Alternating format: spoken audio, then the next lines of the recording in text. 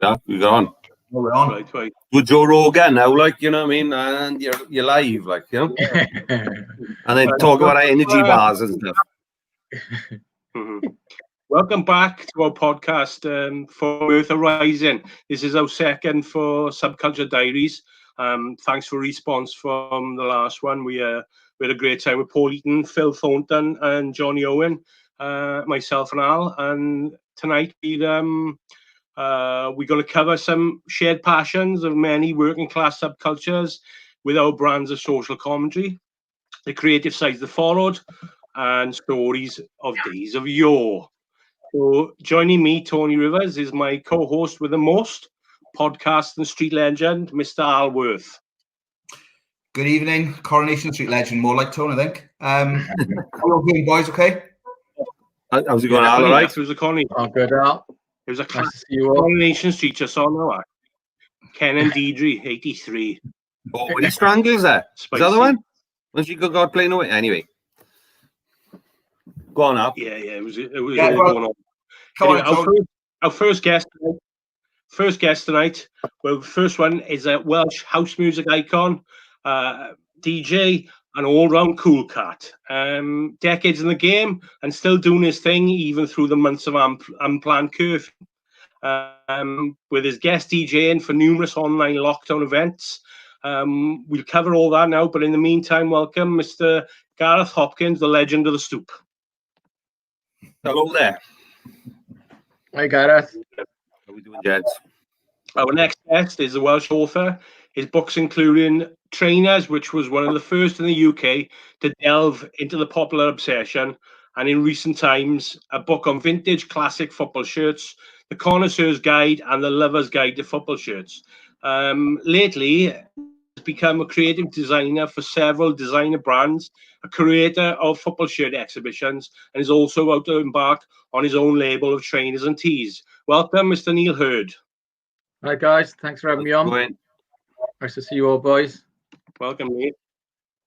Neal, firstly, news with you being appointed creative manager of Spanish sportswear giant Melba.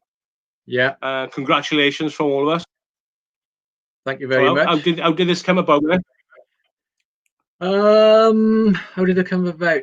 Basically, they were kind of like looking to come back to market, you know, because they're like a respected brand, and as we all are aware that sort of like football shirts are becoming more popular almost than they ever have before. You know, we've always maybe dug them as like football fans, and it's been kind of like a nerdy angle to it, but now they've kind of crossed over into sort of streetwear and skate and fashion and all that, so they're much bigger than they've ever been.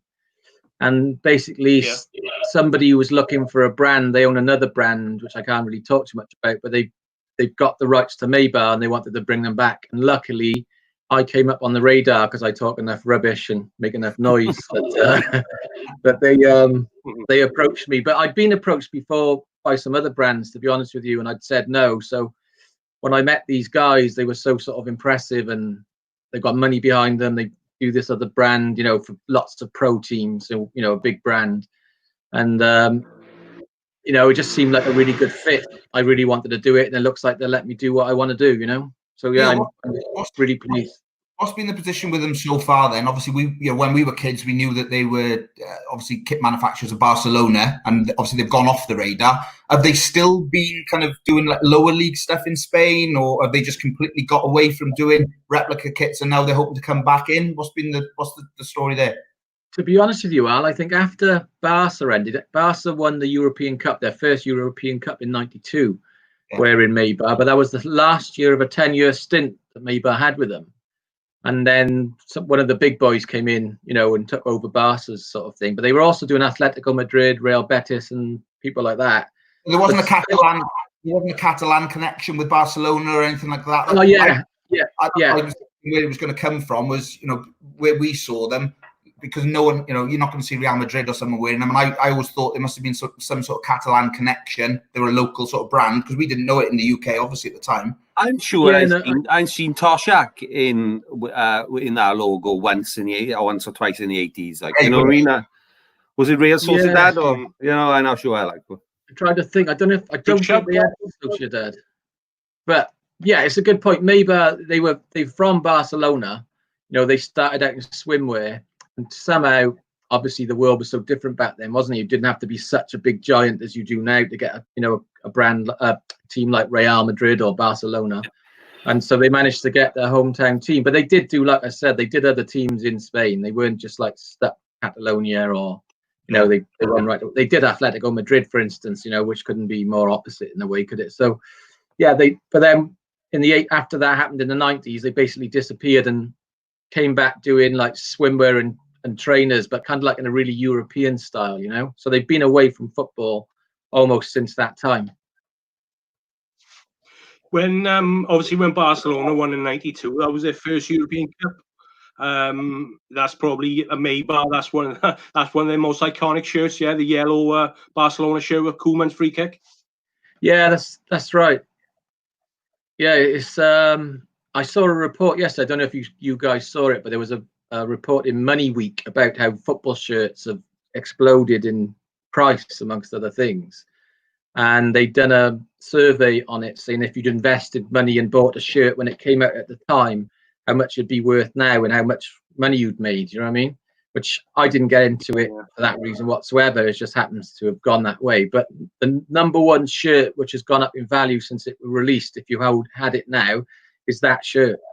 It's gone up like 2,000%. So, it's just one of those things. The Arsenal bruised banana was in it. A couple of the other ones, you'd kind of know. But yeah, it's a funny one, for us, for our generation, if you see the Sun at the End shirt behind me, the one thing I found when I did the book was how massively linked to the decade you started loving football your favorite shirts are, which sounds obvious, drumming, but I didn't really realize how much until I did the book. And so now all the young kids, they all think the 90s is, the stage which maybe we all thought was ugly. Not saying everybody did, but that kind of that's iconic. Yeah, and the same with trainers, isn't it? You know what I mean? It'd be the same with footwear. That they think the trainers of their childhood and adolescence are the classics, whereas we wouldn't be so keen on them, No, exactly. It's very linked. It's very linked to that.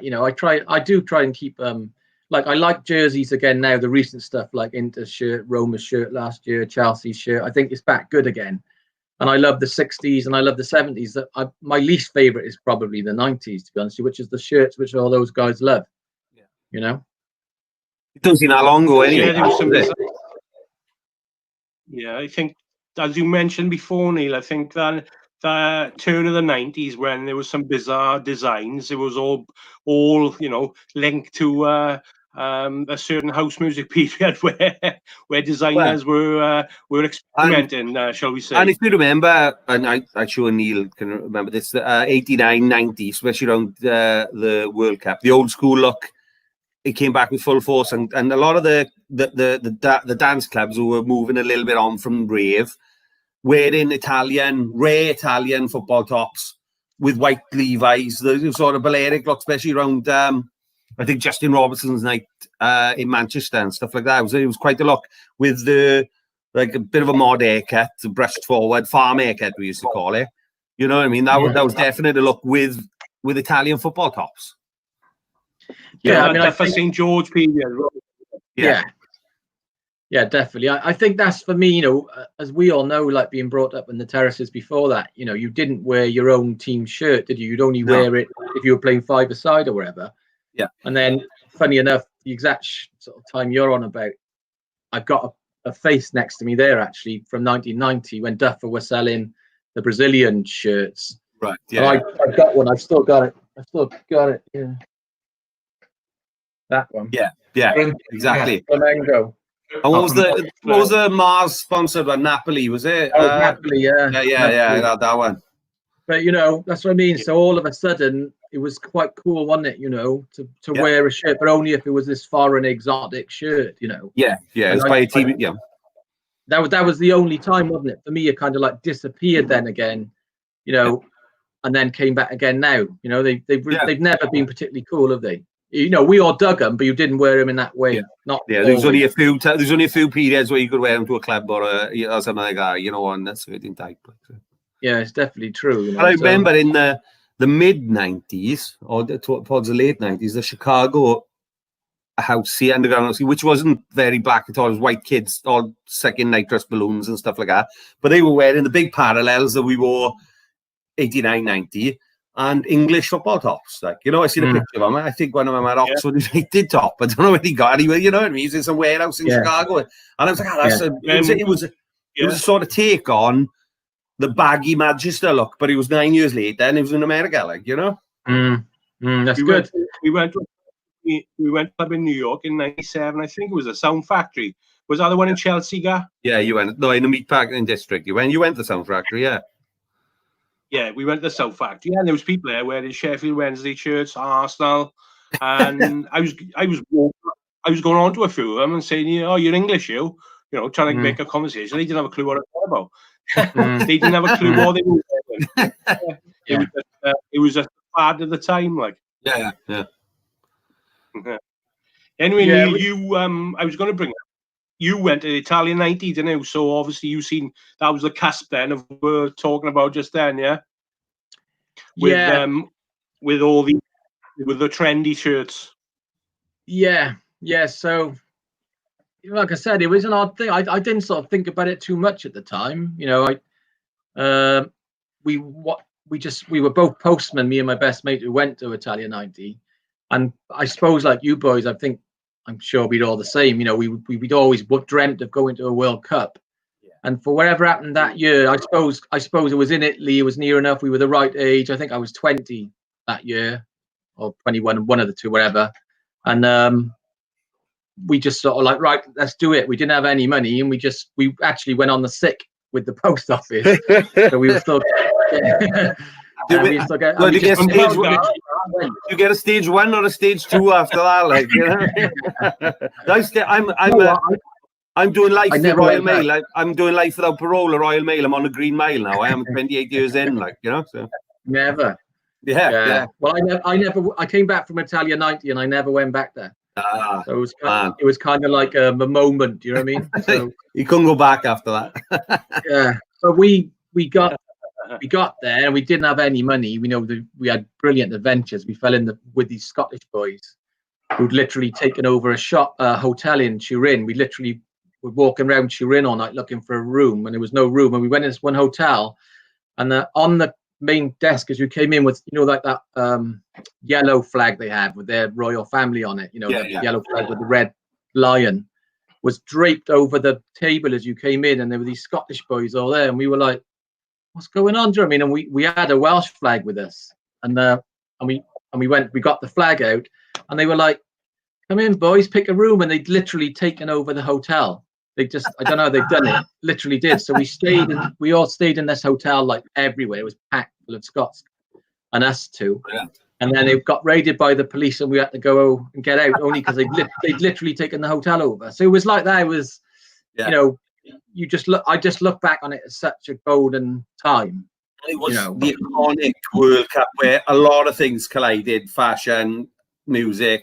You know, certainly it was on the cusp of still the aftermath of Acid House, and it was all pretty much interlinked. Don't it? It was a real cool World Cup, and it was a real cool era. You know what I mean? I think, like, yeah, you know, I think for me, you know, Word of Welsh, it was semi-awkward for us, isn't it? But that New Order song. Yeah. I New Order were one of the coolest bands of the 80s, weren't they? You know? And it was an amazing song, and not only that, you know, Ness and Dorma by Pavarotti, the whole thing for me, you know, was like, it was just amazing. He's Italian, and he sort of you sort of tied it all in. I did in my mind, and I was 16 at the time, so it was a coming of age.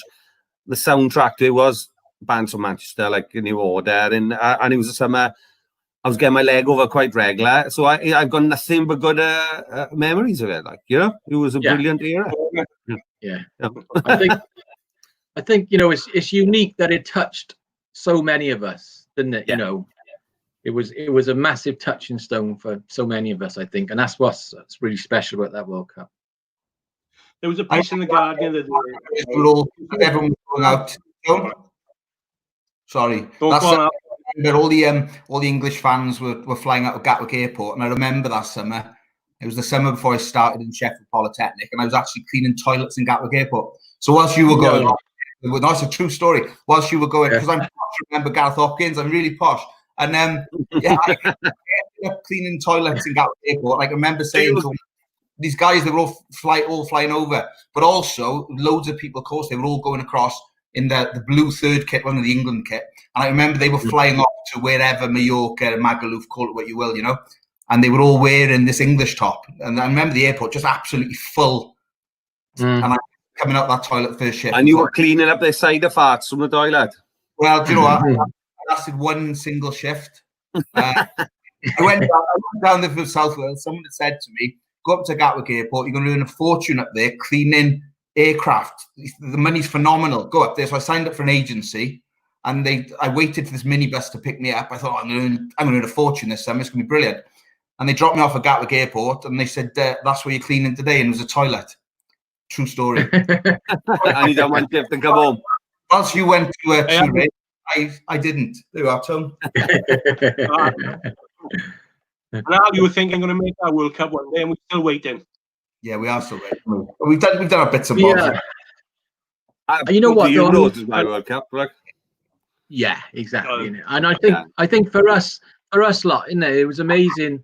You know, like we went there with this Welsh flag to all these games, just because we wanted to belong. You know, Wales, as you all know, we were perennially just missing out. You know, I think we missed out to Germany that year, didn't we? I can't remember. I get them all mixed up.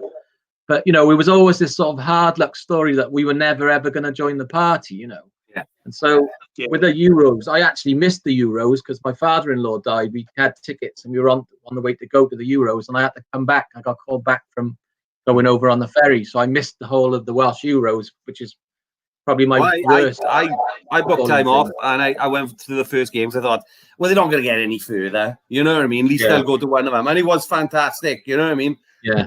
But they did. Yeah. That was great. It's my worst regret. I'm really happy for everybody else who went and had an amazing time. But looking on, wasn't it, after all that time to think, going all through all that crap, all the bad times that we all went through with Wales, to miss the big one. But it was great watching them at home anyway. You know what I mean? But it was a shame. It wasn't as good as watching it in Bordeaux, like, Yeah, exactly. That's what I mean. To have missed it is terrible. Wonderful city as well, like so. I suppose the only thing would be is if we get to the World Cup now, wouldn't it? That'd be, the next thing for us, isn't it? Yeah. Which I reckon we will. I'm really pleased with this young team. Don't know if you want to go on about football all night, but I'm so pleased with the World Cup. I think we're going to have a golden period for you personally. I think it's interesting now with the Euros being put back at another season, if you like. I think we'll be stronger next year than we would have been going in this year. So I think it's been good for us, and obviously Joe Allen as well. Getting he's going to be fit by then. Some of the youngsters, you likes of Harry Wilson, David Brooks, and so on, recovering. David Brooks recovering from injury. Harry Wilson, another year under his belt, and by then it'll be another year under his belt in the Premier League. Hopefully, he moves from Bournemouth and goes somewhere else when they come down. So I think we'll be all the more stronger for it. Jurgen Klopp giving Nikos a lot of game time and. People mentioning him lately. Yeah, we got a Matondo, and that's what I think. I really personally think this is going to be our time now, and we're lucky that we're around to see it, isn't it? Do you know what I mean? Because it seemed like a time that we would never, we thought we're never going to see it. Do you know what I mean? So yeah. Anyway, Doha, the next World Cup. Yeah, Dubai, isn't it? I think. Yeah. Yeah, it'd be quite warm out there, I think, basically. It'd be rubbish. Rubbish. I want to go anywhere in Europe. I don't want to go anywhere hot where there's no football. Yeah. But anyway, it's not for me. It should be, but it's not, like, No, I'm with you. I'm a case. Anyway. It was boiling in France. But it was beautiful ladies in France. Beautiful. It was wonderful. I'll go and find a girlfriend to move out there, like, but what are you gonna do? Where was your favourite place in Italy? France, sorry. Well, mine. Yeah. I went to Bordeaux. I went back a year later, Ant. I went back a year later. A few of us went back over. A few who'd been there during the Euros went back, and miserable grey weather. It's not the same. It's a great city. It's a great city. You know what? Yeah. They always say don't go Yeah, back. that one, everything. It made it feel like a World Cup, didn't it? You know, that sort of sense. Yeah. Everyone says it's a great city, but going back there just didn't feel. You know, my memories of Bordeaux were being there with the fans, and to go back there then just to crowd you for a drink, it just didn't feel right at all. Yeah. Oh no, that's what. Well, What about you, Andy? You doing my did all the dream now. I Euros, just didn't you? move out there. Yeah, I only I missed Toulouse. I had to come back, done a bit of work in the pub, and then I went to everyone. And the last trip was obviously Lyon with the semi-final. It was like a hastily arranged coach, like 2 days in advance. So a load of us piled on with it. I think it was Ferris. Yeah, Ferris coaches. We piled on there, and you know, it was like 20 hours there, 20 hours back. But the month was so, you know, you weren't even thinking about the amount of time you were traveling. But yeah, it was a special month for everyone. Mm. And Oh, yeah. pity about the semi-final, but there we go. Yeah, going back to that World Cup in '90, like you said, Neil. Yeah, it was the Germans who knocked us out in '89, because we played them. Al, you remember this? We played them like '89. We played them in the next tournament as well, and we played them about 3 or 4 times over the course of like 6-7 years. So that was fun, back and forth with the Germans. Like it was the Germans. 91 when you came to Cardiff. That was a bit of fun. Yeah, Was it 91? Was it 91? Yeah, they were world champions the night scored the winner. Yeah, and they always brought a few, and they were always quite well dressed as well in their best company and Chevignon bomber jackets and that. What was the other name we spotted they were wearing a lot we hadn't heard? Blue System on it was like Blue System, that's right, yeah. It was like 3 lions. So I don't know if that was a little nod to the, because they used to, Germans and in the mid 80s, and they used to have like Union Jacks in the ground. And it was like a little tip of the cap to thug life in the UK. I think it was. The originators of bad behaviour, like. Yeah, it's true, isn't it? We'll go back to that, Gar, but I want to ask you a couple of things first, man. You're already a veteran of Merthyr Rising. Several times a guest, and you've been busy with your mixing over lockdown. Are you looking forward to the next time you're able to play in public? Yeah, I am. It was at the beginning of lockdown. It was just starting because I tend to hibernate through the winter now. It was just starting to pick up. I had done my last gig for the Merthyr Rising lot in their bar in Merthyr in Hardy's, and it was lockdown after that. And I had 7 or 8 gigs lined up because I'm a man of a certain age. I don't like to be doing it every weekend now. I would do it every weekend if I was getting $2,000 a gig. I'd do it every night, like, you know what I mean? But you know, staying up late is a struggle if you do it a lot of times. So there was a lot of gigs coming up, but they were all wiped out right off the calendar. I got one now in America, which has been rescheduled twice, and hopefully that'll take place, and that's on September the 28th in Cardiff in Jacobs Market. And it's a brilliant venue, real nice underground dance venue. And the last 2 gigs or 3 gigs we've done have been fantastic. So hopefully that'll be the start back into it. You know what I mean? Fingers crossed. Yeah, I was going to ask you about was there any nights planned? So obviously this is that's the only one. That's the only one at the moment. So you know what I mean. But I think we'll get a go ahead, and I think that'll be all right. And I think everybody will be ready for a night out by then. You know. Brilliant. You've had a great following on these online lockdown DJ sets. What and you've got a vast record collection that you've got some in the background there actually, but because independent record shops, you know, they went the same way as a lot of independent clothes shops. What you know, for somebody like you, I was going to ask Dave, but hopefully we can get Dave on next time as well. Where would you pick your tunes up nowadays? I stopped really, and I hate to say this because I do consider myself a vinyl DJ. I stopped buying vinyl about 10, 12 years ago when the advent of the CDJs, and I was turning up the clubs, and I love Technics is what I learned on 30 years ago. But I was getting into clubs and they hadn't been looked after. Sometimes they weren't even there. I was forced to go digital really about 12, 13 years ago. I stopped. I used to go up to London every 6 weeks to buy tunes. I used to get loads of stuff sent promo. You know, you'd be able to play it out that weekend, and then all of a sudden, the CDJs, which emulated everything you could do on a Technics deck, record deck, and more, came about, and it sort of changed.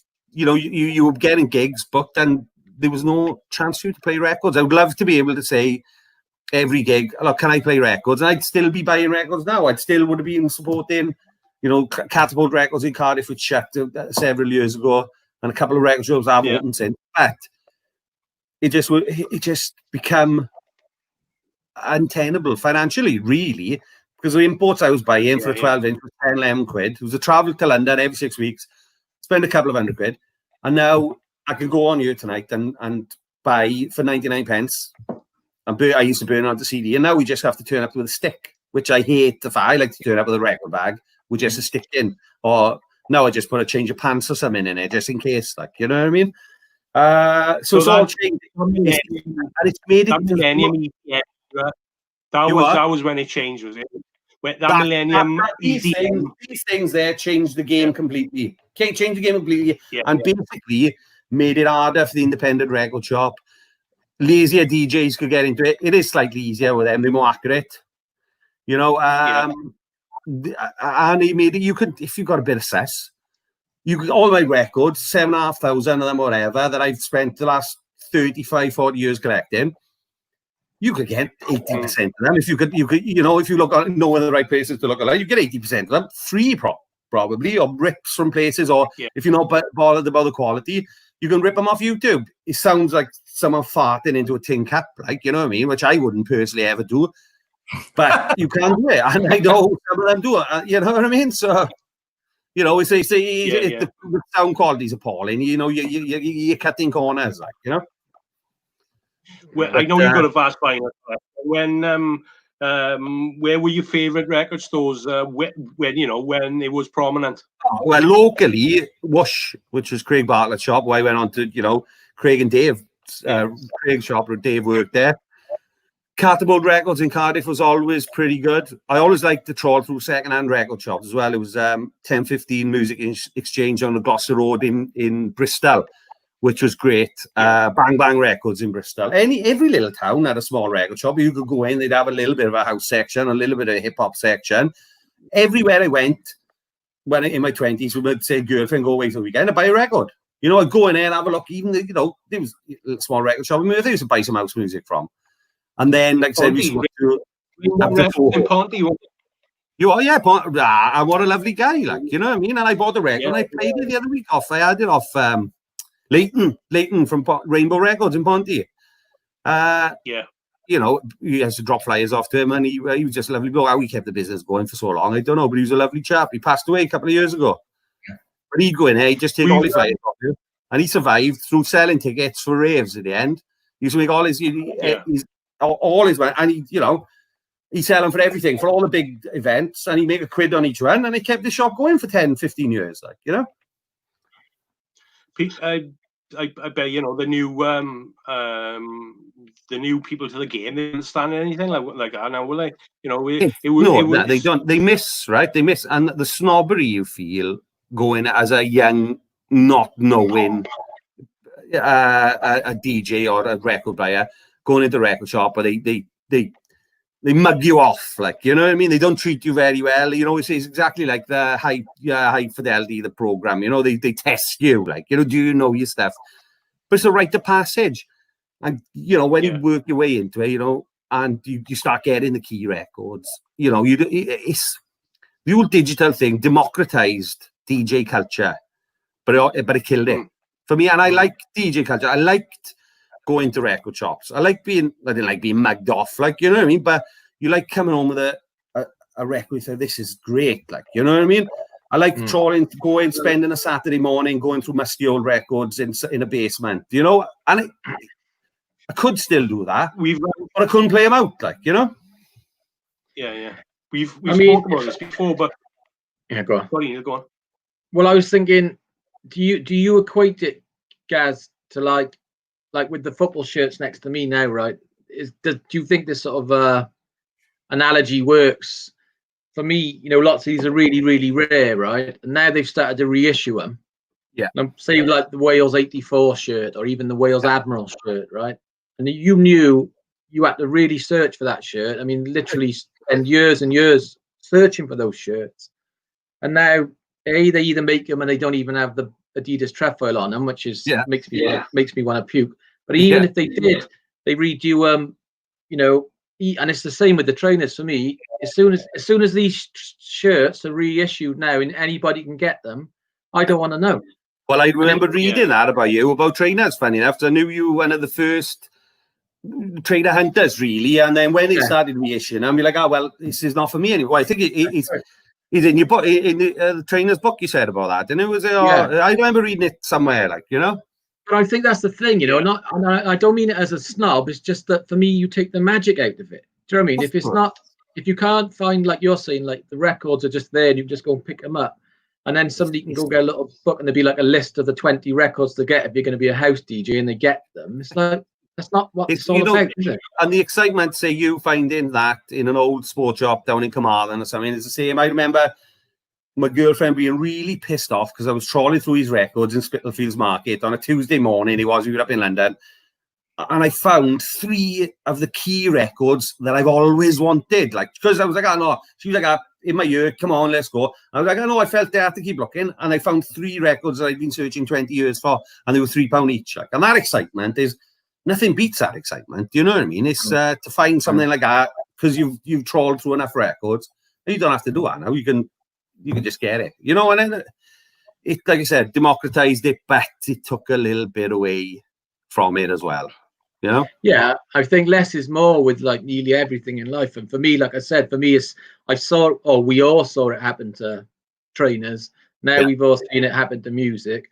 Now we're seeing it happen to the shirts. And so it'd be like, for me, my mind goes to where else is something which I can just keep precious, that before everybody can get at it.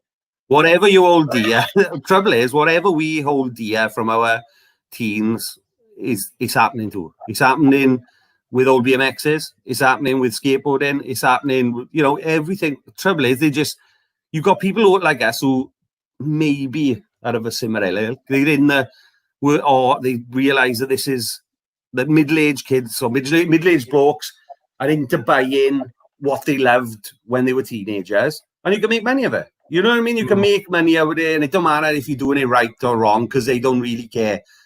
But that then again takes away something from it, It's the exact example of that, Gareth. Exactly that. They just come out special range and they just keep just spewing them out, and there are like 50-odd-year-old blokes going, oh, I'll buy those, I'll buy those. The quality on them is pretty shit. We've seen them all, And I was thinking, they're standing all night outside the sports shop, but break into a sports shop if you're a real casual. I get it, actually you took a break, around all night with sandwiches. This is great. Because going back when before the accessibility of the internet, like you're all talking about. So that, for example, Cardiff, say that they had a little urban quarter mile from Castle Arcade, High Street Arcade, and on a Friday and Saturday morning, whatever, there'd be hundreds of kids there from football casuals, b-boys, there was goths, there was house heads, and all congregated on this. I expect most cities are them as well. So nowadays, and check out what people are wearing.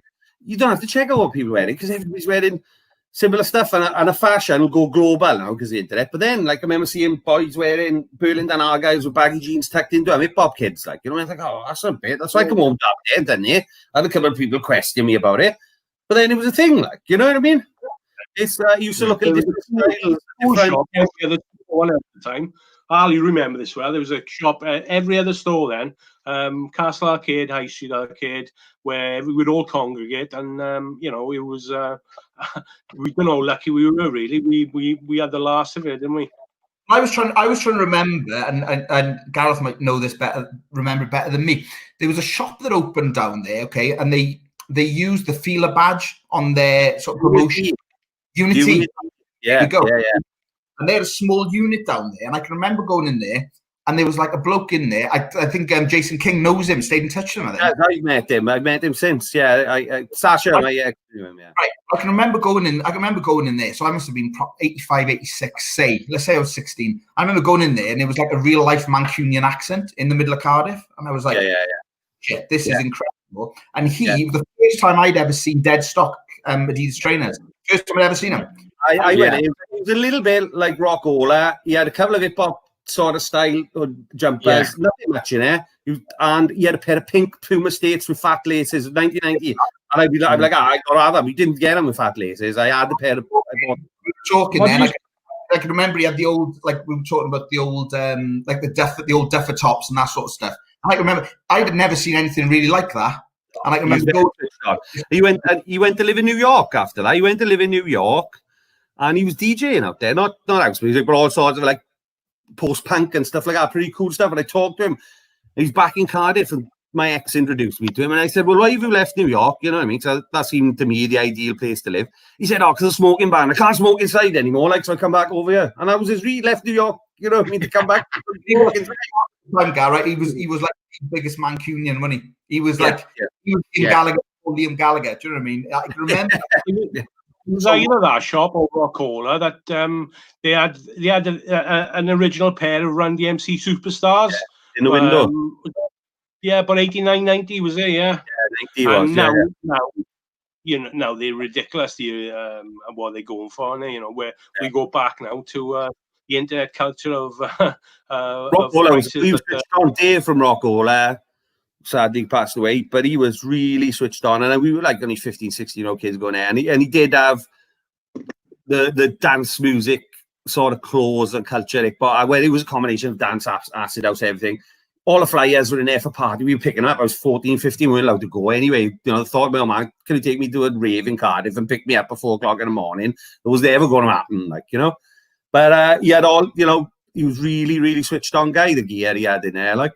It was, there was a guy who used to do it with that Mank you're on about. I'm glad you said his name because I remember the guy exactly. But he used to do it with a boy called Ian Witchell. Do you know Ian Witchell? That's him. That's the one I'm on about, I think. Yeah. Ian Witchell was he was from up your way. For us, from Newport. If you weren't from Newport or Cardiff, we'd say you were from the valleys. Right? I don't know where he was from, but he was from up the valleys. Well, I think he was from up Aberdeen, maybe, I don't know. Anyway, but he ended up in London, always be in the face and ID and stuff, doing styling shoots. But he was selling those shoes with that Mank in that shop in Cardiff. Right. Yeah. So sometimes you go down there and there'd be no one staff in it, like much like Leggy's old shop. You go in there and there'd be no one there, like, you know what I mean? But I remember just being so jealous. We went in there and he had like Trim Trab. He had Trim Trab 1, he did, and we were like, just couldn't believe that somebody kind of like got in there and was selling them before we wanted to. Do you know what I mean? I just remember being really jealous, stupidly jealous, like a big baby. What the year that he had it? I'm thinking, 86, 87. I don't know. I'm trying to pinpoint exactly when he was there. I didn't get in there till 89, 90, I think it was. Like, it was the way he was down through that little, down the bottom of the cafe, down to a cafe. That's right. He was. And then he moved up opposite Rockola, I think. But what was his name again, then, Mank? You know, I know people who know. Jason King would know him. Jason King knew him well because he worked in that. Anyway, this dovetails nicely into my next question, Neal.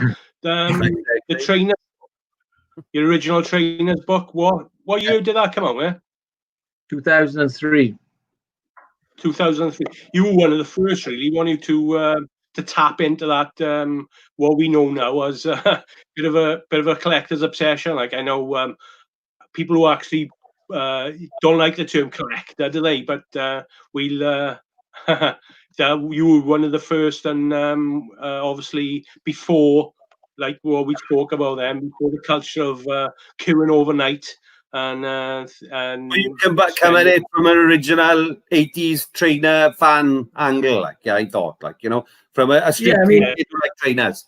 I think the big massive thing for that was, and I'm the one thing I'm really pleased I did that book. I don't mean that to say, oh, I'm so great, but what I mean is, when I went to do that book, they were in talks with do you remember that site called Crooked Tongues? Yeah. Right now, so for me, the massive thing for me, especially because I'd been up in London for quite a while by then, was like it always drove me insane that they kind of tried to like gloss over what happened on the football terraces, like it never happened. Right, you know, you see very little reference to it, and everybody wanted to call them sneakers, and they talk on about B-boys and Run DMC and all that shit. And so for me, they were going to do it, and they would just call it sneakers. They would have done. You wouldn't have had no mention of the casuals or the terraces or all those models I put in there. And so for me, I was skint at the time. They gave me hardly any money for that bloody book, but I'm so glad I did it, because it was like I insisted they called it trainers. I insisted we put casuals, and I insisted we had those shoes, because for me, that's the one thing out of that book that I'm very proud of, is the way that I made sure that it was British. And I think later on, I literally disappeared almost after that book, because I was so pissed off with the whole kind of like way that trainers were going and all the sneakers people and everybody like that. And I literally just turned my back from it. And when I came back, that time you were on about, actually, Gareth, the Lecoq party was the kind of bit where I kind of showed my face again, as it were. I was, the one thing which I found really pleasing was I met so many other people like your good selves and people like all over the country who were like, "Oh, Neal, we loved that book, and we're really glad." You know what I mean? And that was the nice bit. It was nice to hear that, you know? It wasn't just like the Hoxton set by any who just bought into the trainer saying. It was people who genuinely come from a working class football background, because that's where it came from. For me, you know what I mean? That's exactly where it came from. The b-boy hip hop thing, it crossed over into it, but you know what I mean? It was an absolute integral part. I was going to say, Neal, we're the same age. I mean, obviously going right the way back to the start of the book, then what would be like your, I'm sure loads of people watching, that's what they're interested in. What would be like your first memory of a trainer, if you like? What's the one trainer that stands out for you? Okay, in school we had what you know, there'll be something you remember, and then going down and watch Newport, wherever, there'll be another trainer that you'll remember. I mean, talk our way through that from the start. What would you say is the first one? I think the thing for me, like, I mean, I'm sure the same with all you. I mean, my memory of the casuals, and let's call them the casuals, because I know you'll have that group of people saying they weren't all called casuals, whatever, but let's call them the casuals. That's what they became. Do you know what I mean? Trendy, they were, weren't they? Yeah, that's what I mean. For us, they were trendies, weren't they?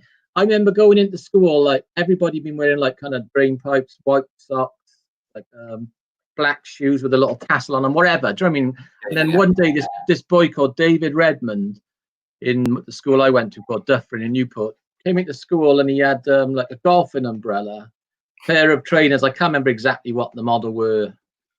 I'm not exactly sure what they were, but and he had a deer stalker on, and it was just I just thought it looked crazy. You know, it literally looked like, what the fuck is he doing? Do you know what I mean? Attention, like. Yeah, you know, like you said earlier, that thing where you kind of like doing this thing which is new, and either you're going to be laughed at or everybody's going to go, I want to copy him type thing. So for me, that stage, and then over the county, obviously, you know, it all kind of exploded. And obviously Newport weren't up in the first division like your good selves at the time. You were down with us when you all maybe the division above. In the dungeon, like, yeah. You know what I mean? So you're not going up to Manchester, you're not seeing Everton come to town, you're not seeing Arsenal come up. So we weren't the first on the fashions, were we? But we weren't too far behind, especially if boys sort of followed the other teams and all that kind of stuff. So yeah, you saw this whole tribe, you know. And I think I heard you, Lake, saying that. No, it was Johnny Owens said the other day on the radio. He said one of his mates said it was like seeing a shoal of fish on the terraces, all the different colours of the trainers. You know what I mean? And me, yeah, it just looks so exotic, and I think it's kind of impossible to say now to people how new it was to wear trainers in that way. You know what I mean? Everybody, you know, you would have had your kick and samba and mamba and all that, which had gone before, and we'd all had them type thing. But to suddenly see training shoes being worn in that way, literally being the brands at the time were still sort of selling them as the Dalglish and thinking you were looking up to your hero or whatever. I mean, and it was the people, us, and whoever started it, like the Scousers or whatever. What I mean is, you know, it was us taking them and then suddenly saying, no, they're a fashion item. Yeah. And so for me, you know, I think that's a massive thing, though, to say. You know what I mean? But I don't know if I answered you enough there. I was going to say, I can remember you saying about getting ideas from where you're going, and you like the Super Tele shirt behind you. I bought that top on a school trip to Brittany, and when we had school trips to Brittany or wherever, I can remember we'd be waiting to go across to Cherbourg, and I remember seeing other school trips. It was like bloody Grange Hill. You'd see Cockney kids, and you'd be looking what trainers they had, and then you come. I can remember we all like started on Puma GV last, and then it was first pair. Yeah, they were exactly the same as me. And then you see a kid in a pair of Diodora, and it's the point where you're thinking, what trainers is he wearing? I don't even know what they are. It's your mission to find out then, isn't it? Yeah, exactly.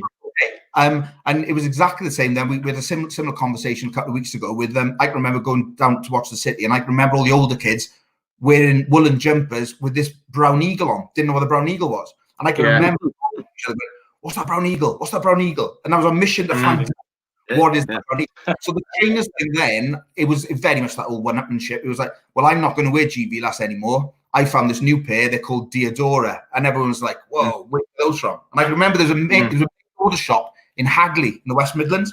And we used to all stuff in from Hagley, thinking, we did think we were the coolest 16-year-olds, 15-year-olds there ever was, Diodora. But it was interesting. And I think with the Cardiff Newport thing, if you see the old pictures now, for example, the he's taken and so on, Cardiff and Newport look so alike at the time. We were in exactly the same sort of thing. Really, I think without a doubt, and I think especially at that time, I always looked on later. Like in the 90s, I lived with a Cardiff fan. He was from Bridgend, and he was a bit younger than me, and he was always on about Swansea. And I used to say to him, Swansea were nothing. Not having to go at Swansea. I don't mean it that way. But I mean, I used to say we used to be like Cardiff's biggest rivals at that time. I mean, especially when we used to sort of do that sort of going down in the summer, even when the football wasn't on. I mean, I remember, I mean, turning up on odd occasions, Newport. We were seeing a lot of each other, weren't we? Do you know what I mean? Yeah. And it's only that 10 or 50 miles between it anyway. So you rub up against each other in Saturday nights out, Yeah, that's what I mean. It was brilliant, though. There's a couple of photos, kind of like... There's a couple of photos where you'd have two things. Over problem. Sorry, go on. Go on now. Sorry. No, I was just saying that there's a couple of photos you see now. You'd have your Christmas present and your birthday present, whatever, and then you'd go out and you'd wear every single thing you had. So you'd have like Benetton over the top of the roll neck, and then you'd have your Colorado over the top of that. I got 3 of the clothing, and I'm going to wear every single one of them. And we all used to do it. It was just hilarious. Regardless of the colour scheme as well, like Yeah, but I think, it was a good. So the book was kind of like, I'm just glad that I did that. I think that was documented because we all knew that what we'd done. And I think if you'd read the press like for 10 years, and especially a bit after that, you'd swore it had never happened. I mean, it was like it was erased in a Stalinist fashion, wasn't it? Really, like, you know what I mean? And it still would be to this day almost. And I think it's only now. The one good thing I do think about social media, because I'm not mad on social media, but one good thing I think is that at least that's been kind of realized and documented and respected enough now. Do you know what I mean? That people go, yeah, it did happen. They kind of can't say that it didn't. Then you've got to say to the fact 50-year-olds who still think it's happening, it's not, like, you know what I mean? It's it's over. That is like that sort of still wearing this. We got comedy mods, we got comedy casuals now, like, and I couldn't agree with you more. And I think that's the thing for me is like, why are you still doing that? Why are you still doing that exactly the same way as you're supposed to? You did it all those years ago. Because I think a lot of them weren't doing it that many. I think a lot of them weren't actually doing it that many years ago. Like, they looked on and they made, they want to do it now. They got more money or whatever, they could do it now. And they think Stone Island CB Comedy jacket and a pair of Adidas City range. And did happen. Neal, you were in training. You were one of the first to speak about. You used to scour all the old school Welsh stores. Like Mel Morgan's and Wells, and you were doing that quite early, weren't you? Yeah, funny enough, I've just done an article for Sneaker Freaker magazine. I've just done a big article about it. So I interviewed Eddie from Duffer and Marco from Duffer, the two owners of Duffer, and the person I was doing it with is Fraser Moss, who's another Newport boy. Oh yeah, 6876, isn't it? No, he's YMC. YMC, sorry, yeah, sorry, my apologies. So he's from Newport, and another boy called Idris Cade, another good friend of mine, and they were in London, and they sort of were seeing that sort of resurgence of old trainers. Not so much the stuff we were into, more like the shell toes and that kind of stuff, and old Nikes and stuff. And he was getting it up there, and they were selling it to Duffer, and Duffer was selling it, and another couple of little shops were selling it. And then that was like literally like 1991, 90 actually, maybe even 89, the beginning of it. And they came back to Wales to go to the little shops, and because they knew I was bang into the trainers type thing, they came and got me, and I was lucky enough to go around with them. So it was those boys who started it before me, I have to say that.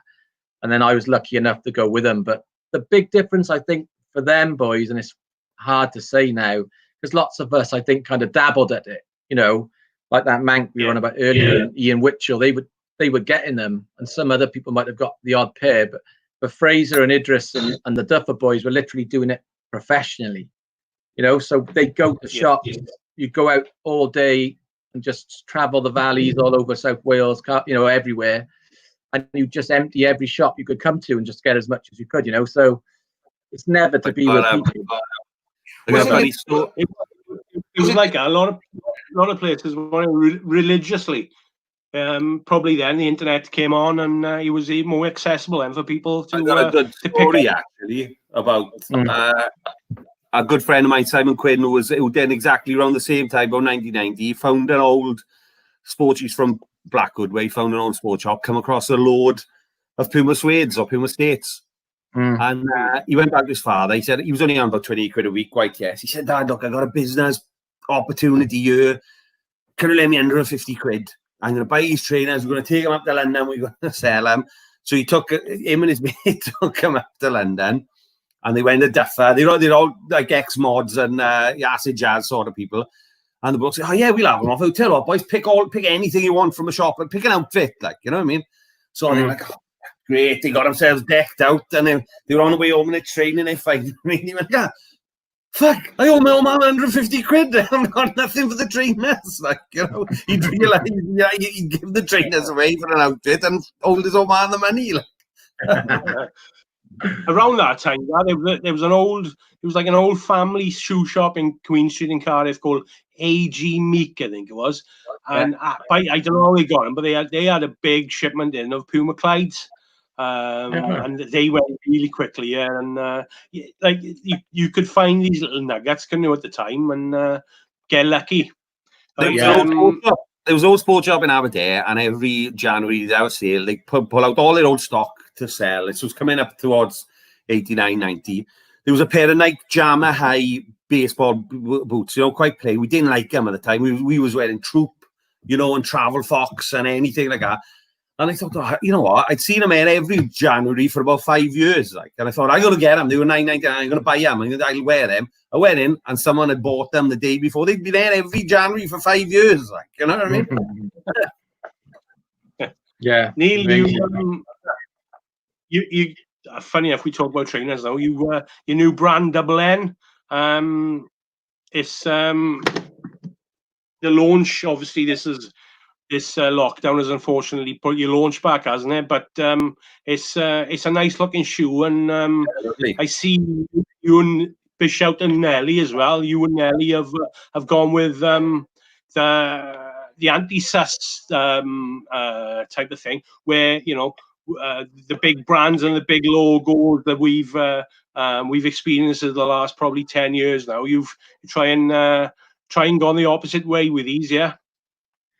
Yeah, I mean, I think the one thing we both kind of thought was we kind of thought people would think that we would try and do a terrace shoe.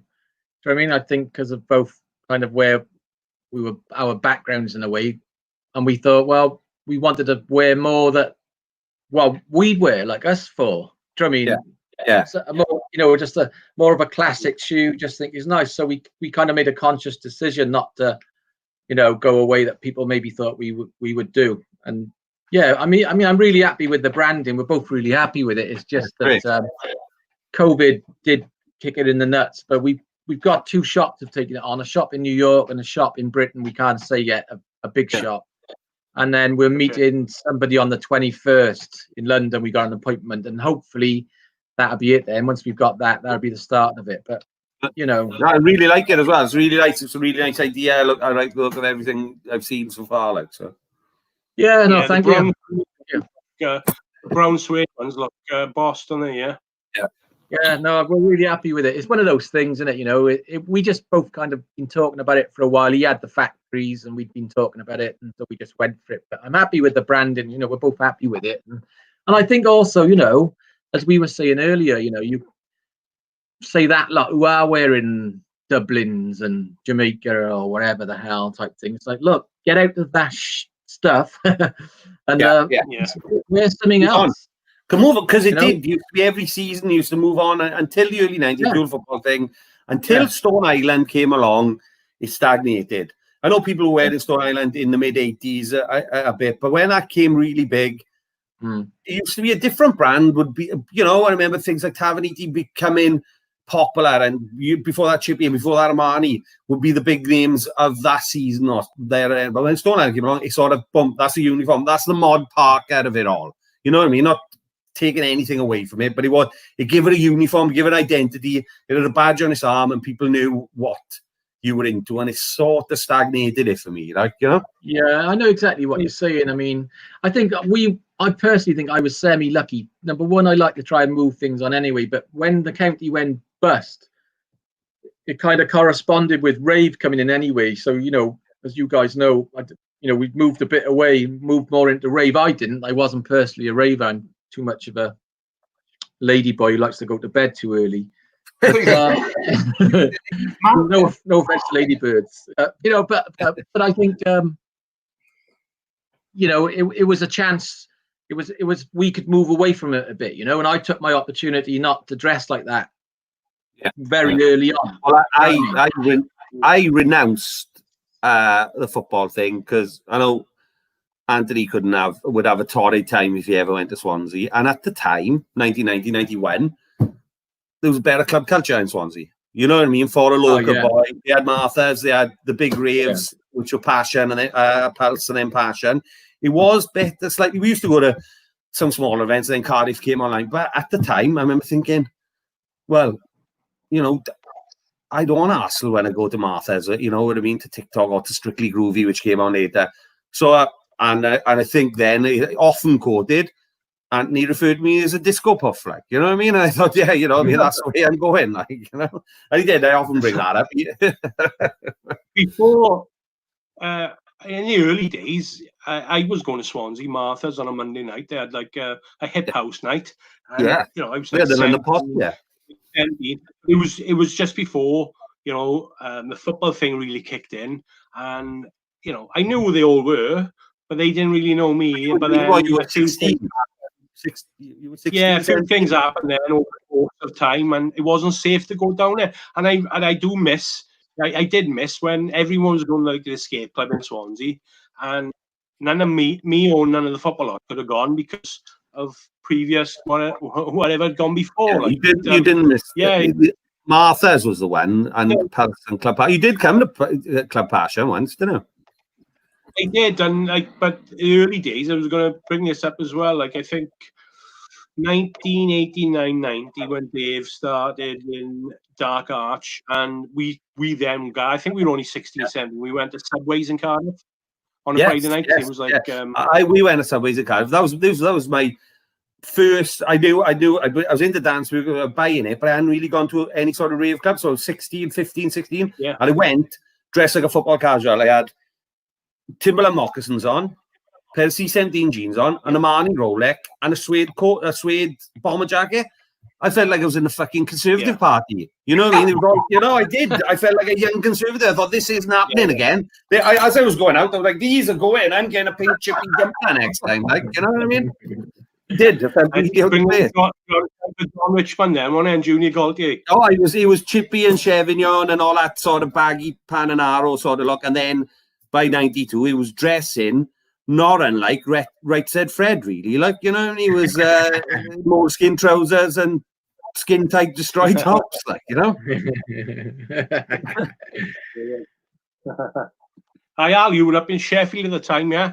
Well, I was going to say, I was, God, when Gareth was did it as well. He was going through that then, you know, I can remember I didn't know whether I was Arthur or Martha at the time, I've got to say, because it was kind of football wear. And then all of a sudden, like, I think the north of England was kind of that bit ahead, I think, of it. And I can remember coming home and I bought skin tight Red or Dead top, like kind of a Star Trek one. And I had Blundstone on as well, steel toe cap Blundstone. Yeah, Blundstone boots, yeah. Most ridiculous item for dancing in, like, you know what I mean? But you know, so I was wearing that kind of stuff, Armand Bassey, skin tights and whatever. And to be honest with you, I've never been a skin tight kind of guy, if that makes any sense. Yeah. And, so coming back home, then dressed like that. I mean, you know, that was the club look in Sheffield, and I don't know the hell I was doing it. I only got away with that because of, I think, my weekend sort of activities did make me slim down a little bit, like, you know what I mean? So I could wear the skin tight top, you know? Yeah, it's not a look that I miss, to be honest with you. It's not something I can revisit. Now I dress like a fat old skateboarder since because of Jeff Grosso's love letters of skateboarding. I thought this is what I want to wear now. I don't think I could go back to a 91 sort of club like look at all, like, you know. I don't think they do leather trousers in my size now, you know. The article in the Guardian the other day, which went viral, it was on about 89-90, that Manchester period. And then I went online and, like, a lot of the purists from Manchester and Liverpool, they were slagging it off. They said it was over for them by then, you know, because it moved into the mainstream with the flares and the kickers and the wall. Yeah, but I was fucking 16, leaving school, and it was exciting as fuck. Excuse my language, and I fell in love, and the Stone Roses on the soundtrack to it. I was going to say that. So that article in the Guardian last week, I thought it was fantastic. But you're always going to get people who say, "Oh no, you know, that was 2 or 3 years after we were doing." Look, it's the same with the football, isn't it? Come on, it's Fisherman's Tales anyway, innit? It's Fisherman's Tales. We all know people who were wearing what a wedge in the 1950s. If you listen to them, like, you know what I mean? We talk about it a lot. You know, if you say 83, someone else says 82. You know, that's just the way it is. Yeah, and I had like Anthony, I had an 18 jumper then and a BMX burner, like, you know what I mean? That was, I didn't have a wedge, and I didn't, you know what I mean? And the reality is, you had the one thing went out and spent your Christmas money. You know, let's be honest. You know, we were kids in school. You know, it's just it's kind of nonsensical. But going on then, Ant, we were saying, you know, it kind of ties in nicely with all the music sort of stuff we were saying. You know, obviously. Unfortunately, Dave can't be with us tonight. We'll be on next time. Yeah. You know, it was fantastic sort of times. Gareth will know more than anyone, really. You know, that kind of crossover. And you know, I'm going on about the north of England. You know, from my perspective, it was all to do with that kind of indie dance thing. And again, going on with the one-upmanship, though, you know, if someone is into Happy Mondays and your Stone Roses, I would come back and say, "Oh, I'm into Paris Angels and Bridal Taxis." Yeah. I remember buying a Northside T-shirt before I bought the record, like, you know what I mean? The Apple one, it was. Yeah. We always try and come back with the band that no one kind of knew. But we were talking to some of the boys from Port Talbot, talking to Nigel Hunt, actually, when I came up you're doing Mountain Ash, and we were talking New Fast Automatic Daffodils. I thought I was the only person in the world who liked them, and he went, "No, yeah." So, you know, it was good, interesting time. I know a lot of the clued up Scousers that I know back then, like, they were really into Pink Floyd and you know, late 70s. That came from the dress down sort of thing, you know, like Phil. Yeah, that sort of dress down. They were more stoners, you see, you know, and they were looking. Yeah. It was more that they were into Captain Beefheart and sort of experimental psychedelic music, and you know what I mean, which I didn't get into. A lot of it was rapper. Yeah, you know. Which I was very, very excited. I think because I was someone who looked back at punk and wished I was young enough to remember punk, because I knew I didn't get into punk till about 83, 84 for my older sister. And I remember thinking, I wish I was 14 in 1977. You know what I mean? Not 4 or whatever. And when there was a couple of revolutions, really, the whole hip-hop thing. When the Beastie Boys came along, I thought, these are my Sex Pistols. You know what I mean? And then when the old dance music revolution came on, and it was an absolute revolution, I thought, we're in the middle of it. I mean, rightly placed in the middle of it to enjoy it the best I can at 15, 16, 17, 18. You know what I mean? And I don't think it's been one since. I don't think it's been one that has carried on, that has made such an impact. Like, you know what I mean? I think that was the last sort of cult of the teenager. Yeah. And before that, we were. I know you were, Gar. I know Al was. We were, we were into electro and b-boys. And Neal, do you remember a place in Newport called Maskell's? Yeah, of course I do. Yeah, I thought you would have been a bit young for all that, wouldn't you? Yeah, I couldn't go down there. I knew about Maskell's. I was about 14, and Yeah. I really wanted to go, but obviously my mother wouldn't let me to go to fucking Newport. It was I wouldn't. It was. I thought Maskell's was going to look exactly like the Roxy did on Beat Street. Like, that's what I thought. If you walked in there, that was going to happen. Like, you know what I mean? Yeah. Yeah. You know what? Neal, it was funny. it was 86, 87. I was about 14. But I knew of Maskell's because every Saturday there'd be burnouts in Ponty Park, and all the Valley's breakdancers would all congregate, and Maskell's would be this mystical place you go to on a Saturday. I never go there, unfortunately. Yeah. Al, did you ever Maskell's? Yeah, I was going to say, it's funny you say about mystical places, right? I always remember mystical names. It was wild because obviously you knew the Cardinal Newman boys and so on. And I always remember where we were, like the place over the mountain was Caerphilly, and we were like, oh, people from Caerphilly. It was always a name. It was always a name that always came up all the time. Suggs, Steve Sullivan, who's now a good friend of ours, And I always remember people saying, yeah, there's this kid from Caerphilly. He is the best breakdancer in South Wales. His name is Suggs. And it's just amazing how then years later you become friends, and he was like, oh, I want all that good, And it was just it's the legend. It's the legend of the schoolyard, like, you know what I mean? It wasn't just the names of the places, but very often it was the people, like even people from Newport or wherever, they were mystical. You'd never met them, you wouldn't know what they looked like, but everyone knew them. And everybody exaggerated what they could do. Who were the two? I think they were Polish brothers who used to go with Cardiff. Oh, do you know what? I've heard these mentioned before. Someone mentioned because they used to follow Liverpool or Everton, didn't they? And we used to spot them. Yeah. Julian and Donald. Yeah. Yeah, they used to. They were on it first, like, Yeah, they were. Julian arguably was one of the first to bring this thing of ours to South Wales, because obviously he was knocking around with Everton in from like 75, I think. He was going away with them, and there's photos of Julian online, like with a wedge 9, like 78, and definitely he was one of the originals.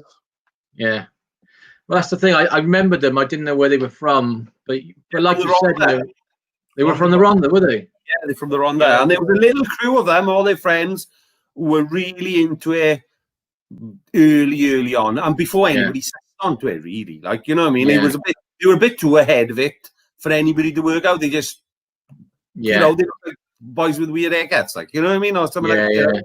It was and it was, John Harris, who was with Man United, God rest his soul, and then Dave got to know him through. Dave's one of them, like, you know. I think that's the big thing for me is you got to remember the boys. I always think this. Like I said, I think I'm 51 in August, but let's keep that between ourselves. But, the boys, the ones who sort of started this thing, from down my way, they're probably 55. You know what I mean? And the ones who probably started it up before them, like we're saying in the late 70s, it been Liverpool, early 80s, they're going to be near enough 60. Yeah. You know what I mean? Yeah. So I think for everybody who comes beyond, and I include myself in this, it's like, look, you saw it and you maybe followed it for a bit, and I was by nowhere near like a proper dresser compared to people like Tutty and Grunt, them in Newport and etc. down your way. You these other boys who are way older than us, they're men, proper grown men. Well, we are now, but you know what I mean? They started, and they're the ones who aren't talked to enough for me. Is like, look, they're the ones who started it. And that takes some guts, and they should all, it should be remembered. And in our way, the ones I know from down our way, like they've been punks or they've been skins or suede heads, and people don't sort of talk about that. Or they suddenly went from being like punks to this new wave, totally different thing. Like, do you know what I mean? And I think it's different for all us. We followed, didn't we? Whatever ages us four are, we followed these older boys who started it. You know what I mean? And I think I totally agree with you, Gareth. I think for me, the last great movement, and I wasn't one, as I told you, the last great working class movement for me is rave. Yeah, you know, and maybe that's maybe where we played a bit more part because we were a bit older. I certainly didn't, but I mean our age group. You know what I mean? Because he did it big in Newport, was on it, like, you know what I mean? He was. Oh, yeah, he loved it. Yeah, he loved it. You know, all of them were brilliant. I mean, Newport back in those days, and I'm sure it's the same with you boys, but you know, Newport was a proper cool city, not just because of like the dresses, but like there was a massive like goth scene. There was a massive sort of new romantic scene. Loads of them were back and forth. Steve Strange was coming down and all his posse. You know, we were lucky enough that we had the art college in Newport at the time, you see, and the art college, creative, you know what I mean? Yeah, they brought like the creative people with them. They mixed with us, but also at the same time, they used to do this thing. I can't remember what it's called. I think it's called the Newport Book. Anyway, every year, the documentary photography course, which was a world-class course. Literally, everybody ended up working for the Times and all that, all over the place from this bloody course in Newport at the art college. And they do a book of the coursework that the people had done. Do you know what I mean? Yeah. So you've got this like amazing record every year of people in Newport of all different things. One of them followed prostitutes around. One of them did the nightclubs scene at the time. And he's got all these pictures of like all the different tribes, you know, like you're saying that we all saw. Yeah. And they all had their different places to go.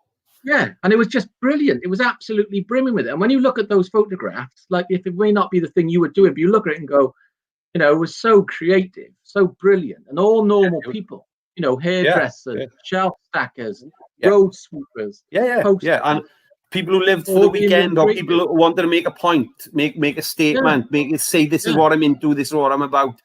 That's right. You don't see so much of that now. Like, to go back to Fraser Moss as an example, right? Because he left Newport when he was about 18 and went to work in Vivian Westwood's shop. Fraser just wanted to stand out, so he'd go out in Newport at that time, and he'd have like a kilt on with like a bondage thing on it. He'd get chased down the streets every night. You know what I mean? But he did it because he wanted to be different, and there was loads of people who wanted to be different, wasn't there? And I think that's partially gone. You know, that creativity's gone. Yeah, it's gone. Everybody's similar, and it's there's no little pockets of fashion, no little sort of their own style. It's universal. They're all wearing the same thing. Someone's wearing something in California, someone's wearing it in Rochdale. You know what I mean? It's not. It's just gone all, and it's purely down to social media or the internet. And people not want to be caught out, not wanting to be caught looking like Radio 1 did when Acid House came along. We'll never play house music on this radio. And then all they realised they had a load of old middle-aged DJs who eventually all got sacked. And it was replaced by 1990, the entire weekend roster was playing dance music. You know what I mean?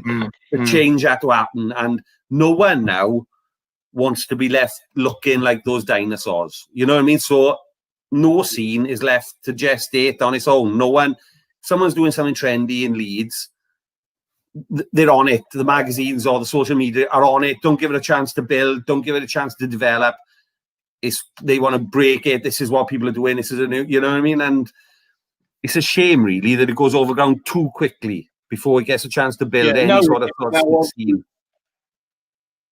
These scenes get developed now on Instagram and that, but like when what we were talking about during our football days, you know, it was word of mouth on it, and you know, we get phone calls. I'd get, you know, Wolves are wearing Gant, Man United now they started wearing fashionable, and you know, this would be like a hotline of information.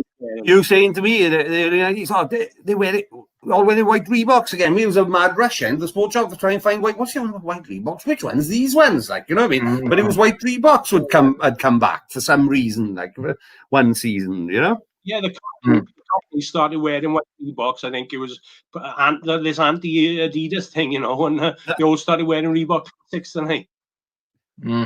And then you know, they took over the world then. But I think, you know, it's a shame, in it. Without this all sounding like, oh, it was better in our day, it is a shame to see it gone. But we should celebrate it, you know, what went on type thing. You know? Yeah. But the one good thing is going back to that book, right? One of the photographic guys. His name's Tim Tinsley. I think I've spoken to you about this before, Lakes. And he followed the youth firm round. He was doing his documentary photography thing on, it was actually on truants. We just followed them around because they all used to go in John Frost Square every day. They didn't go to school. And it was actually the youth firm, right? But he followed them and took all these amazing photographs. We've got about 10 of them, 12 of them flying around. When you see them, they look so different to the sort of normal photograph you used to see in like kind of grainy and colour. Yeah, and it's in full colour. It's really well done, like. Yeah, lots of them actually are in black and white, but you know they're like professional photographers taking them. Yeah, you know, because no one's done that. You know what?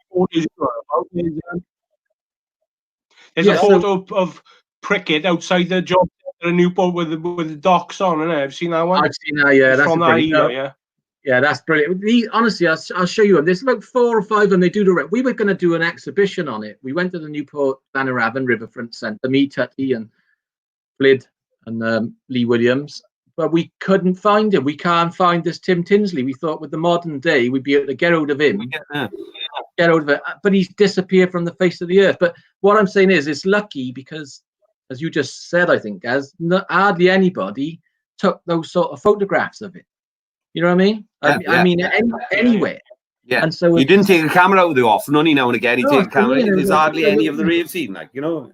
I reckon the best photographs we could get, apart from somebody like that, and he's going to be a one-off, it's the ones that the spotters took, you know, the copper spotters. They probably were taking it on a proper camera, looking at you really close because they wanted to get all the photos. I bet you, if you could get into their archives, you'd have amazing archives. And they've bound to have kept them. There's bound to be, you know, I don't say, and it would be no harm in if you could get hold of them now. Although for freedom of information sort of thing, you'd be able to get them. I don't know. Yeah, he's got a starting role. No, but a lot of the photos I found since the internet, I never took a camera anywhere, but it was like a lot of old football boys took a camera. Unfortunately, I'm glad I've turned up in quite a lot of them. And like you say, it's a nice social document. You know, like putting them on Instagram, and you know, you can prove that you were at a certain place at a certain time. You know. No, I think the social media. The one great thing about that is that we could do something now. You know, because loads of people who had them up in their attic and never got them out, or they'd lost them here, or they were over their mums or something. You know, all these photographs have been dug out now. If you could get them all together in one place, it'd be a brilliant exhibition. Yeah, it would. Anyway, we're on about ever-changing fashions, boys. Have we? Have any of us spoiled ourselves during lockdown? Because Al, I know you. You know, you're a big fan of the contemporary brands. Like we're on about some of the old labels, but the contemporary brands are still really strong, and they like Hollow Bra and Woolrich and things like that. Yeah, they've been, well, as expected, really. They've been kind of throwing it away, really. It's been really, really cheap. You know, if really when the sun comes out, that's the time to buy your winter coat, isn't it, really? Yeah, so there's been, like we were saying earlier, you know, about your Stone Island and CP. There's so many brands out there that you can get for like a third or quarter of the price, which is much, much better stuff.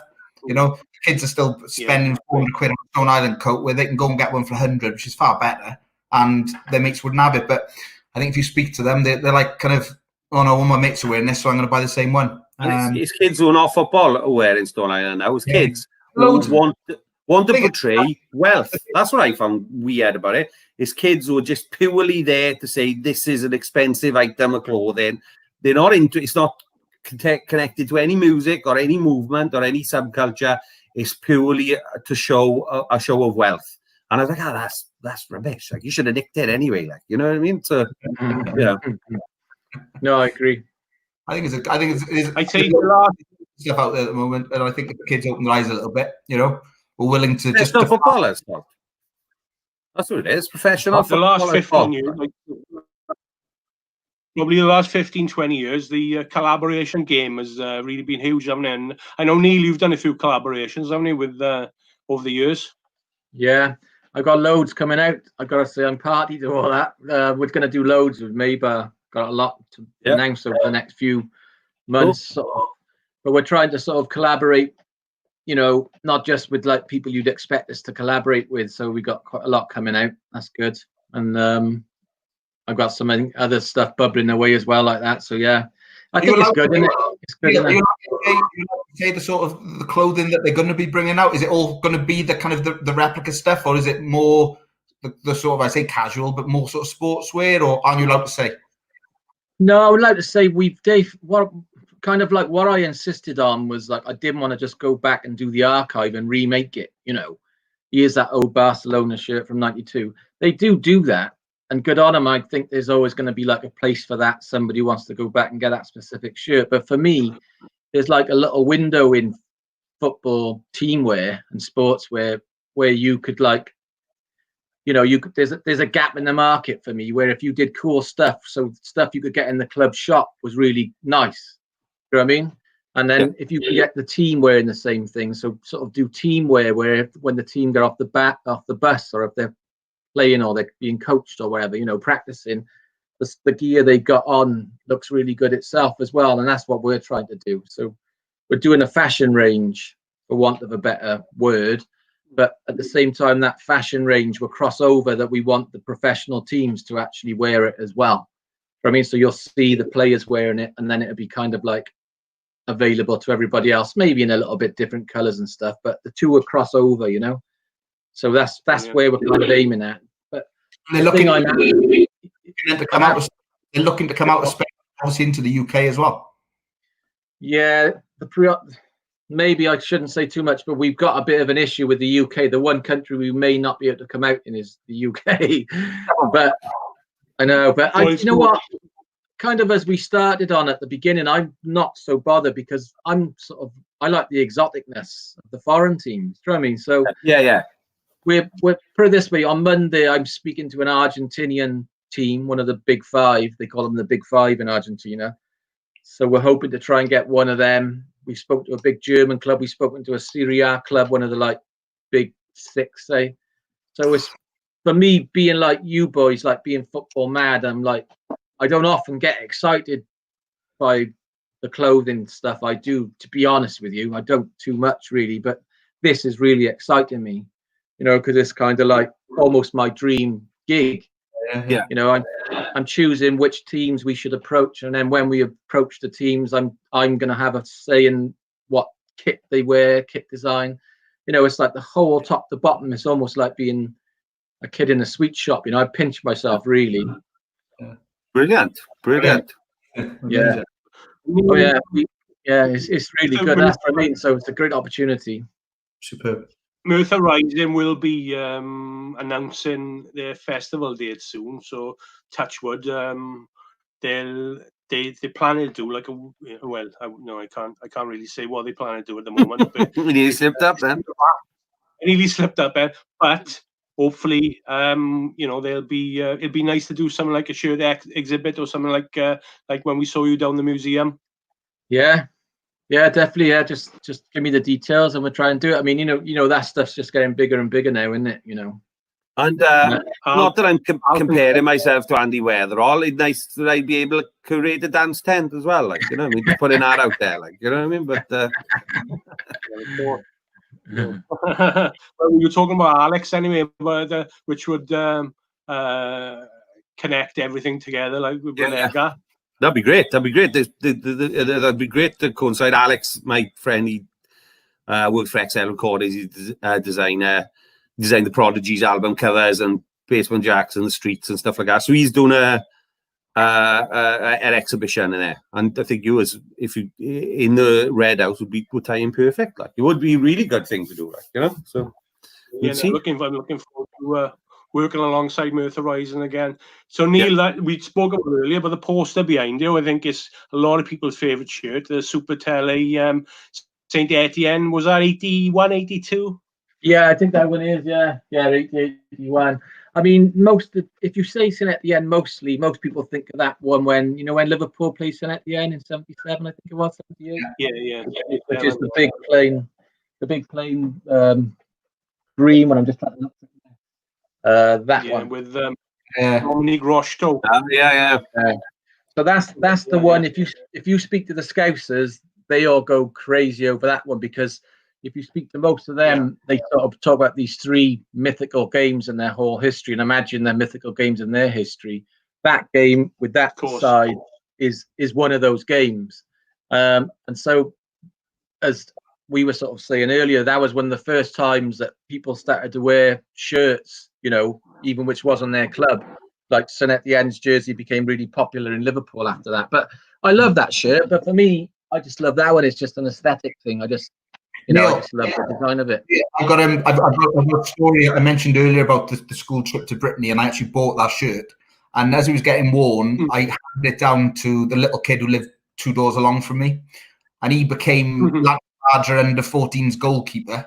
And there are team photos of Lantry under 14s from the mid 80s, and their goalkeeper has got that top on. Honestly, brilliant. And so you've got them all lined up, and then there's a kid on the end, and he's wearing that exact top, right? And it's just honestly, brilliant. Honestly. But again, kind of like, you know, what we were touching on earlier, that less is more thing. You know, you didn't know the team. Their name was really exotic. You know, St Etienne, for God's sake. It just sounds beautiful, doesn't it? Yeah. You know, they have these big, massive sponsors that you've never seen before. You know, they got the flock logos. Everything about them was kind of exotic, wasn't it? And it pulled you in. Whereas now, my kid isn't into football, right, at all. But he'll play FIFA because he's played FIFA. He knows the team badges, you know, and you know the kits. And I'll be like, you're not a kit head, but he knows it just from playing bloody FIFA. So, but what I mean is, you know, for us, those sort of things kind of like seared into our memory. They seared into our psyche because it was so special. And that's you're telling Alan's like part of that, you know. It's amazing to think. Okay, now if you think about when we were kids, what colour did the goalkeeper wear? Green. Yeah, green. Yeah. Under 14s wanted a green top for their goalkeeper, so that's the one they had. You couldn't make it. But did he only get the position as goalkeeper because he had a green top, though? You know, I hate to think. Honestly, I wouldn't mind betting he did. He got a green top, you didn't goals. Like. One shirt I would say, which always brings to mind for me, actually, is 2 of them, is Cardiff Robin David. Robin Davey, is it? The guy, the one who did the Flashing V? Robin Friday. Robin Friday, sorry, yeah. That shirt with the band, yellow and white, I think was absolutely beautiful, that shirt. Yeah. And you had like an away purple one for a season, didn't you? Like 1973, that was the purple with the yellow collar. Yeah, that was a nice shirt as well. Yeah, but bizarrely, that kit, apparently, the players didn't like it. So that was 1973, 74. We only ever wore it 3 times. Yeah. And then at the start of the season, they stopped wearing it then. And they went back. They reverted to the kit from the year before. What trivia for you. There's a blog. There's a blog. I've never seen it. The Mauve and Yellow Army. The blog is called from that kit. Paul Evans' blog. It's fantastic. Yeah, it is good. It is good. There's no colour footage. There's no colour footage of City wearing that shirt.